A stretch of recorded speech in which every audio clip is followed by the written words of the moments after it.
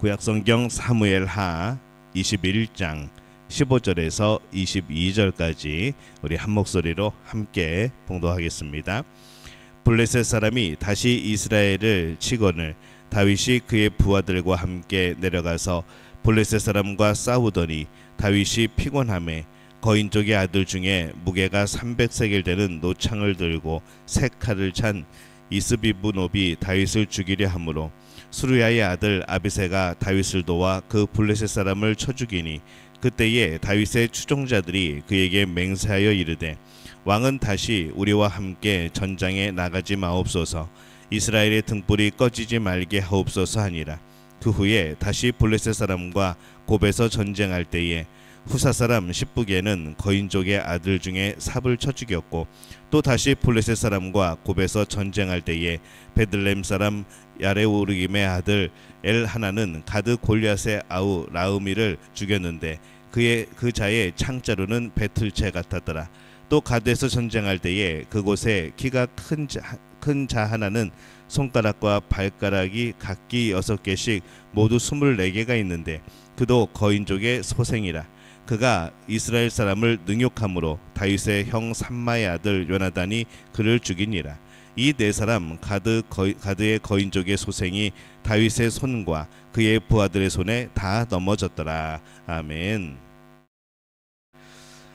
할렐루야. 하나님의 은혜가 오늘 새벽에 하루의 첫 시간을 주 앞에 드리는 우리 믿음의 가족들에게 함께 하시기를 예수님의 이름으로 축원합니다. 오늘 말씀은 이 다윗 시대에 이스라엘에 벌어진 전쟁에 대한 그런 사건을 다루고 있습니다. 이스라엘에게 군사적으로 가장 큰 대적은 블레셋입니다. 이스라엘은 이 블레셋의 압제 속에 있다가 사울 때에 조금씩 벗어났고 이 다윗 때에는 오히려 블레셋을 압도하는 이제 그러한 상황이 되어지죠. 그 과정에는 여러 명의 영웅이 있었기 때문에 가능했습니다. 오늘 말씀은 이 블레셋과 싸움에서 이 거인족과 싸워 이긴 4명의 사람이 등장을 합니다. 16절에 보면은 거인족의 아들 중에 무게가 300세겔 되는 노창을 들고 세 칼을 찬 이스비브노비 다윗을 죽이려 함으로 이렇게 기록을 합니다. 이 블레셋은 이스라엘과의 싸움에서 다윗을 발견하고 다윗이 있는 곳에 싸움을 집중했던 것으로 보입니다.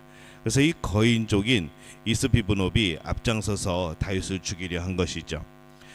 그리고 17절에 보면은 수르야의 아들 아비새가 다윗을 도와 그 블레셋 사람을 쳐 죽이니 그때에 다윗의 추종자들이 그에게 맹세하여 이르되 왕은 다시 우리와 함께 전장에 나가지 마옵소서 이스라엘의 등불이 꺼지지 말게 하옵소서 하니라. 이렇게 기록을 합니다.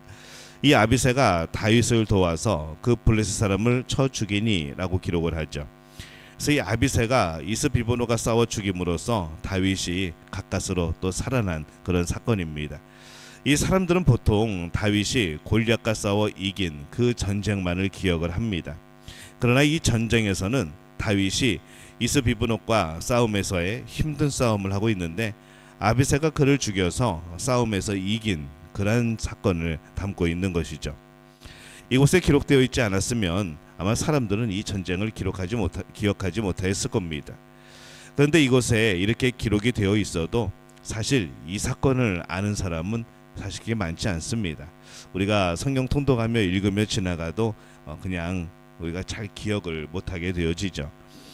이 다윗이 골리앗과 싸워 이긴 것에 대해서 100명 중에 80명 정도가 안다고 한다면은 이 아비새가 골리앗과 같은 거인족을 싸워서 이긴 것은 이 100명 중에 몇 사람이나 될까라는 생각을 또 해봅니다.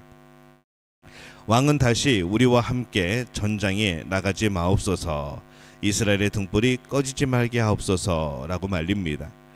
이 장군들은 다윗이 위험에 처했던 이 상황을 생각하면서 다시는 이 위험에 다윗이 처하지 않도록 전쟁터에 나가지 말 것을 요청을 합니다. 이제는 이 다윗의 장군들이 싸움에 나가는 것이 더 효율적이 된 것이죠. 다윗이 죽으면 이스라엘이 무너지지만 장군이 죽으면 한 명의 장군의 죽음으로 끝날 것이기 때문입니다. 그래서 이전에는 다윗이 싸워야 했고 이제는 싸우지 말아야 하는 이유가 생깁니다. 그것이 이스라엘에 오히려 유익한 것이죠. 다윗은 아마 지금 그렇게 나이가 많은 상태는 아닐 것으로 보입니다. 그러나 이제는 이스라엘의 왕으로서 자신의 안위를 지켜야 되는 그런 상황이 된 겁니다. 영웅은 거인족과 싸워 늘 이기는 사람이 아닙니다. 이겨야 할 때가 있고 또 다른 사람이 이길 수 있도록 피해야 할 때도 있습니다. 무엇이 나라를 위한 것인지, 그리고 자신의 역할이 무엇인지를 알고 그것에 맞게 행동하는 사람이 영웅인 것이죠. 이 블레셋의 거인족과 싸워서 이긴 사람이 또 있었습니다.